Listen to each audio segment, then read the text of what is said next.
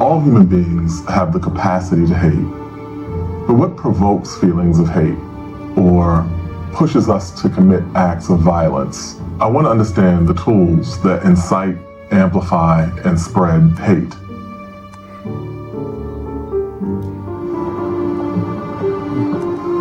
As a historian and a journalist, I'm always thinking about the way that the past informs the present. There's this idea that you should write about the things that make you angry. And that is how I found myself writing so much about intolerance and bigotry and hatred and unfairness, discrimination, the ways in which we have ill-treated other human beings.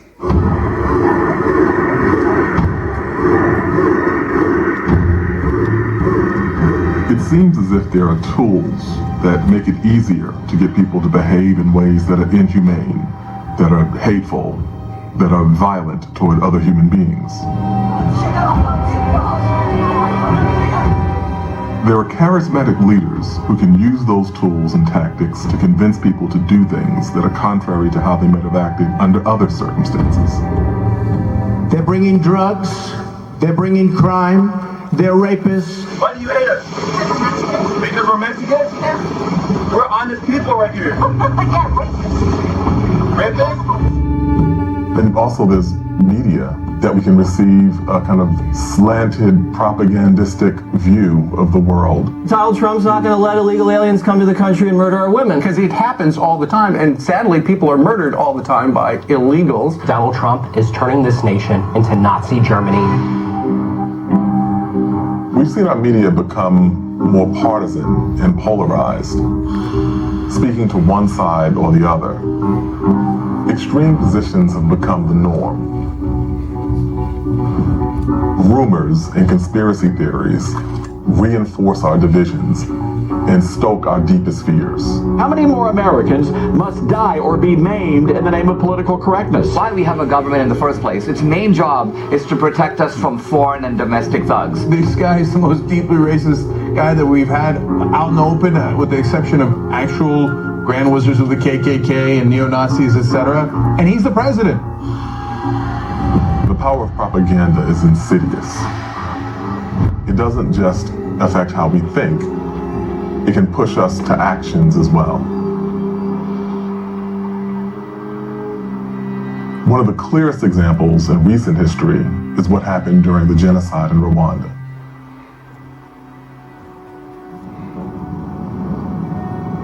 In April 1994, a tragedy almost beyond comprehension began to unfold. Machete-wielding Hutu militiamen fell on the Tutsis, slaughtering men, women and children by the thousand. How does someone transform from being your neighbor to someone who believes that it's their obligation to kill you?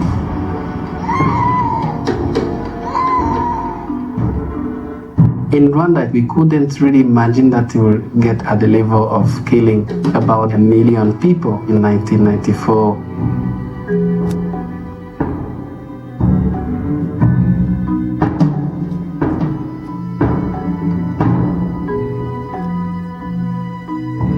We have seen that the propaganda have been used effectively here as a pathway to genocide.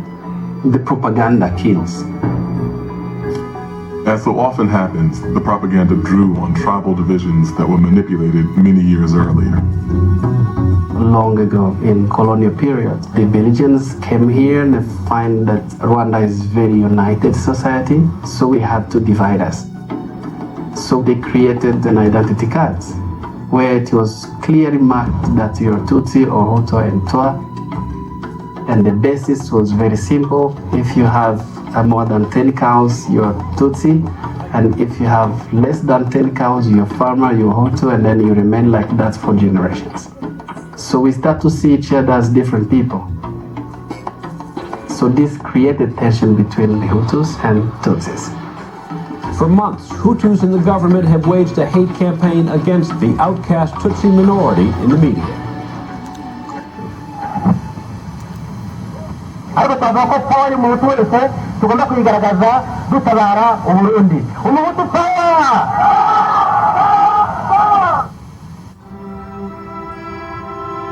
Propaganda played a big role into participation in genocide, anti-Tutsi propaganda specifically. We had newspapers like Kangura spreading these hate messages. Kangura was funded by people who worked for the government.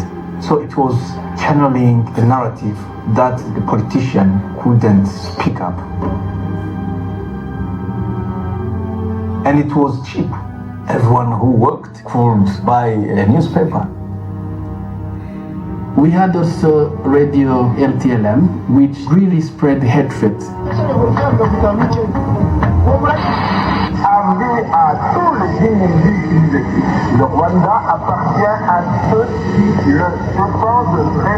By 1994, they increased the coverage of this radio because those people who cannot read because they're illiterate, they can listen. They find actually different ways of dehumanizing Tutsis in this country by calling them snakes, by calling them cockroaches. So the Tutsi, they were not human being anymore. So that killing a Tutsi is not a sin, is not a bad thing. Kimwe n'urubyiruko ruziherekeje bahagaze neza cyane aho ku rugamba bariho bica inyenzi zigapfa nk'utumonyo ariko zikagumya kwitera. Ivuga ko uwo mwuga twakora icyo gihe twakoraga bitangaza ko ntabwo wari umwuga nyawo. Umuntu yazaga ngo akubeshye kugira ngo nibyo bashyizemo ngo giye babishyizemo uwo munsi oya nemeza ko nabivuze muri uko kubivuga bikaviramo abantu kwicwa. Bwana baratumaze ni mutayitangire iyo modoka irabamara abantu barimo barabamara. Aho niho yafatiwe abantu bari barimo bose bahita batsembera aho ngaho barabamara mu kibi kubagunganisha kubarwanisha kubishora mu bwicanyi. I remember my mother asked me to leave home and ask for refuge to my neighbor. And she said that, Freddie, we don't know what will happen tomorrow. She said that if you survive, be a man. This was the last time I saw her. So she left, and next morning on 14th of April, they were all killed.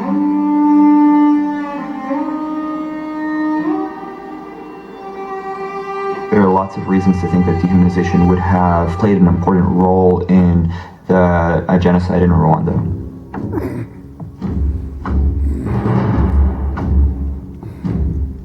The idea that the Tutsis were framed as cockroaches. I mean, part of what that does, that imagery, it calls to mind what we do with cockroaches.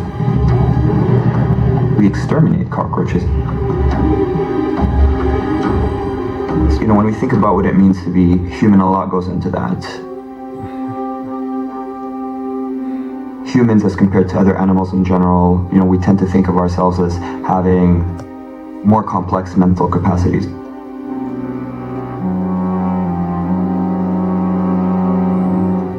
So when we strip another group of humanity, what we're doing is overlooking or simply outright denying them these more complex mental states, as well as their capacity to experience things like pain. We're essentially not only just saying they're not like us, but they're also beneath us. And so it becomes more okay to aggress against them, to even kill them, to engage in genocide towards them. It doesn't just flip a switch in our brain. It sets in motion a gradual and insidious process that changes how we see others. Some work suggests that dehumanization can turn off parts of our brain that allow us to think about and empathize with other people. Normally, when we think about other groups of people and empathize with them or see them as being essentially like us, we use a part of the brain that's called the medial prefrontal cortex, which is responsible for our social cognition. And that brain activity is visible to researchers. But when people were thinking about groups that are dehumanized, the researchers in these studies actually saw less activity in that region. And what that suggests is that we don't think about these groups that are dehumanized in the same way that we would think about other people. The type of dehumanization that we have been measuring most recently in the lab is the particularly blatant form of dehumanization. And the way that we have participants complete the scale is essentially to just show them this image to indicate how evolved they consider the average member of any number of groups to be. And then we assign them a score from 0 to 100 on that basis. And what you can see here is this sample of 342 Americans. Like pretty much all groups do, Americans rate themselves at nearly 100, or fully human on the 0 to 100 ascent of man scale.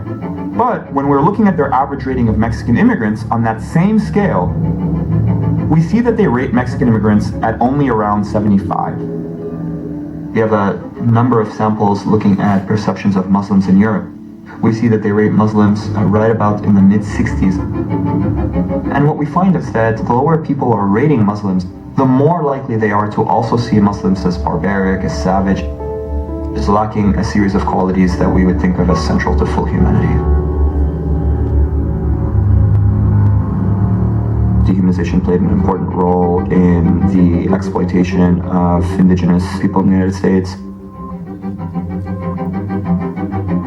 in the enslavement of African Americans, its role in the Japanese internment camps at the time of the Second World War.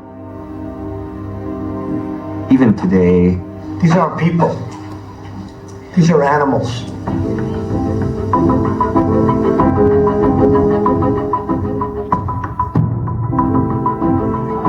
Dehumanizing propaganda works by amplifying our fears and hatred. And in the age of the internet, we're bombarded by so much information, it's harder than ever to know what's true and what's false. The suspect described how he came to embrace racism through online forums. On June 17, 2015, Dylan Roof, a 21-year-old white man from South Carolina, entered the sanctuary of the Emmanuel AME Church in Charleston. A hate crime investigation into a deadly shooting at the historically black Emmanuel AME Church in Charleston. The church was holding their weekly Bible study. Roof joined the Bible study, prayed with them, and then shot 9 members of the congregation. He is someone who seemed to celebrate the Confederacy. Somebody had to do something because, black people are killing white people every day on the streets, and they rape 100 white women a day. The fact of the matter is, what I did is so minuscule to what they're doing to white people every day.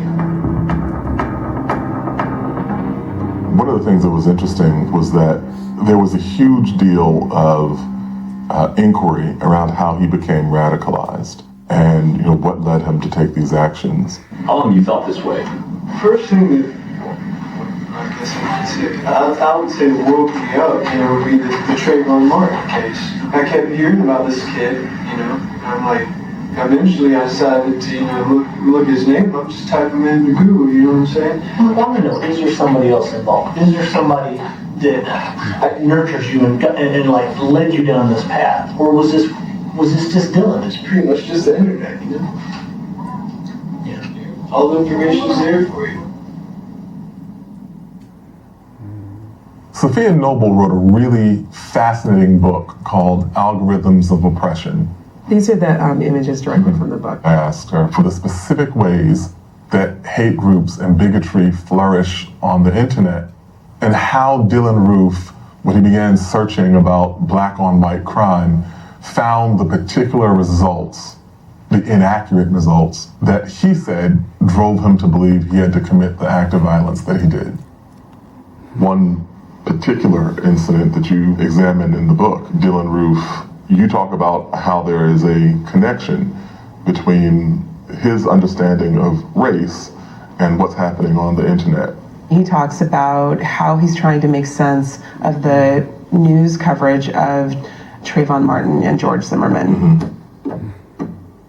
And he does a Google search on the keywords black on white crime. He was led to all of these websites that look like they might be credible information sites. What he found was the Council of Conservative Citizens comes up as the first website. Now this website, it's what scholars call cloaked websites. These are websites that look like they might be credible information, but you just scratch the surface and it's a white supremacist, white power propaganda site. Why did those websites come up first? Google's an advertising platform. You can pay to outbid the next company to optimize certain words in relationship to your content. So people are going to an advertising platform and believing they're going to something like a library. Yeah. Dylan Roof says he learns about all of these treacherous murders of white people committed by black people and the media's cover up. So Dylan Roof, he becomes radicalized. There's a false narrative on these white supremacist sites that whites, not blacks, are the main victims of oppression in this country. And they are generally in some form of physical peril. And all these things are a consequence of the behaviors of black people. It's never been easier to inform people, and it's never been easier to misinform people. Algorithm-based internet platforms like Google Search don't manufacture hate, but they help hate spread more quickly and efficiently than it might otherwise.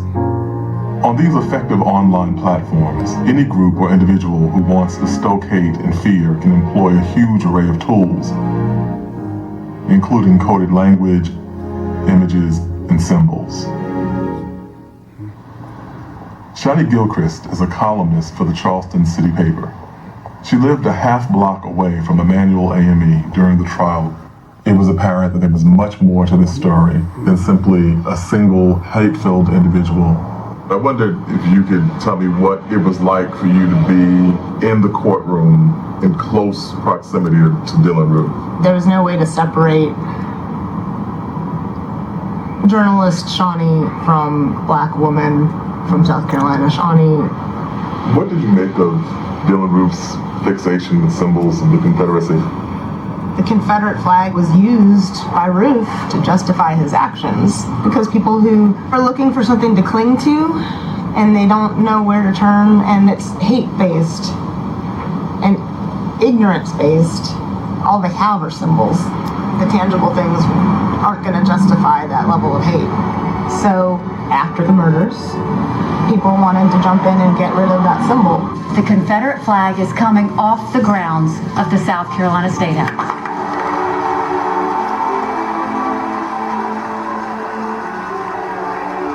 I know my mom is smiling down from heaven with the other victims. It's an important day. This is history. Some good is coming out of it. We're surrounded by symbols. They serve as a kind of visual shorthand, a way of conveying complex messages quickly and efficiently. But what happens when those symbols connote darker ideas and convey more dangerous messages? I obviously can't read Dylan Roof's mind. I don't know his motivations. But what I do know is that hate symbols had a whole lot to do with what he did.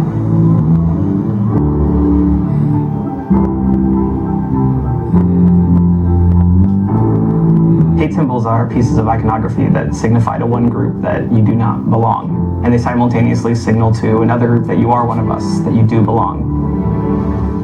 The other thing they do is they dehumanize, they denigrate. There's a power element where one of the groups is seen as less than. Innocuous images come to signify hate through pure social consensus. There's a couple examples from social media that come to mind. One is the OK symbol and the emoji associated with it. There is a read on it that it is a W and a P for white power.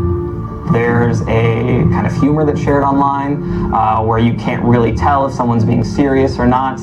there's a lot of room for irony of putting out a message, then being able to say, haha, joke's on you, I didn't really mean that. And so it's a way to mask your intent. And when it comes to hate symbols, racist memes, and all of a sudden you are spreading a lot of hates really, really far. When kids like Dylan Roof go online and they find these forums and they start getting integrated with these conversations and the symbology associated with these conversations, then they're not only getting a feeling of superiority over another group of people, they're getting a feeling of inclusion with a group of people as well. And that's just as dangerous.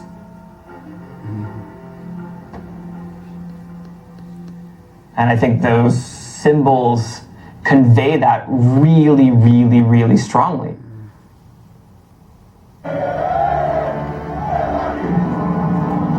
Words and symbols can push us to react without thinking, to play on our deepest anxieties and fears. Most of Hungary's private media is now in the hands of businessmen allied to the Prime Minister and his party. But what happens when these powerful tools are in the hands of a political leader who can use them throughout an entire nation? The demagogue playbook is always define an enemy and then cast yourself as the person who is willing to protect people from that enemy. There is a lot of Moroccan scum in Holland who makes the streets unsafe. We have no idea who these people are, where they come from. I always say, Trojan horse, watch what's going to happen, folks. It's not going to be pretty. These politicians promote a nightmare scenario, hordes of foreign invaders, to evoke hatred and fearfulness. They ignore the complexities of the global refugee crisis. They don't let facts get in their way.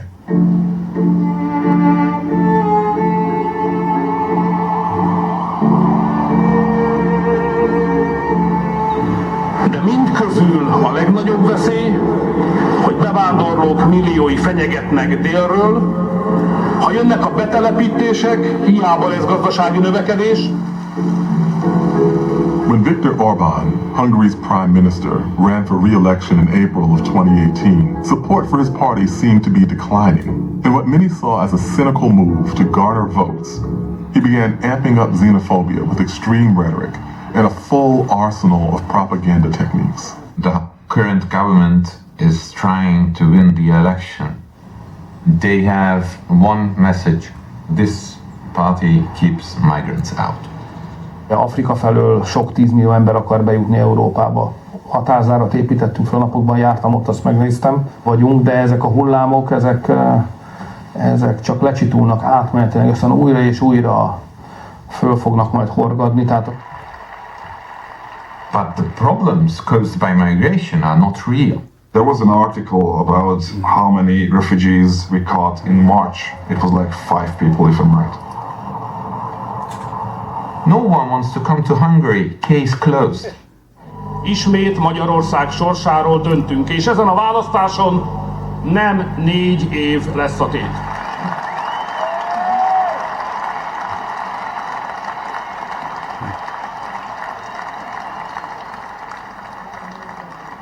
The main message nowadays is only about fear. Vote for us to protect Europe, protect the Hungarian heritage, protect the Hungarian customs, protect the Hungarian women. It's a huge hate factory against anything what is not Hungarian. My article is about this interview with the Prime Minister Viktor Orbán, and as you can see, this is the front page, and here's a huge banner to vote for Fidesz. Most of the radios are in Fidesz hands, the second biggest TV channel is in Fidesz hands, most of the print daily newspapers in Fidesz hands. This is a post on Facebook by one of the media outlets by Fidesz people. So about 4 people attacking a woman. And the sentence is, this is everyday stuff what's happening in Europe because they're immigrants. But if you Google it, you can see this actually happened in Brazil 2 years ago. And this site actually spreading fake news. They don't need facts. They just need basic emotions. Like, if you don't vote for Fidesz, that's what's going to happen to Hungary. Azok a sedek, amelyeket ezen a közparkon ejtettek, ugyanezek a sedek találhatóak ezen a társadalmon.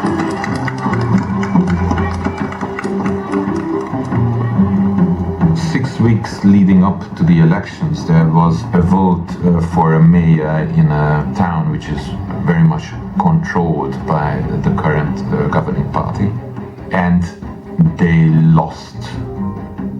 It was a huge upset, like losing a red state for the Republicans. And I don't know how it ends, but it might end that there's hope. When I talk with people, they all talk about, like, I don't know who to vote to, but I'm not going to vote to Fidesz. So I don't know what's going to happen. I'm excited.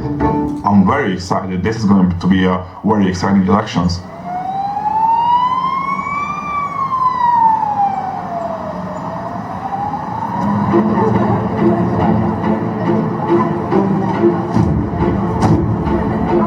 Vox rekordmagas részvétel mellett tart az országgyűlési választás. Budapesten és több vidéki nagyvárosban is kilométeres sorok kígyóznak. Hát a hazánkért harcol, és mindent megtesz azért, hogy jobb legyen az életszínvonal Magyarországon. A baloldal erős bástyája marad és lesz továbbra is Budapest.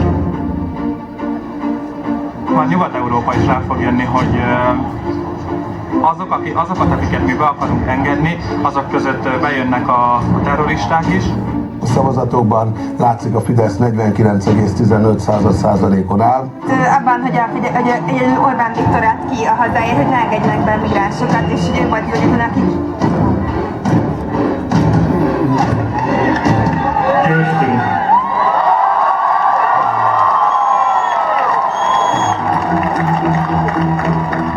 We are at the point where Mr. Orbán is the most powerful. He was the one who decided there's no lie big enough, there's no fake news ridiculous enough not to be sent out to the public.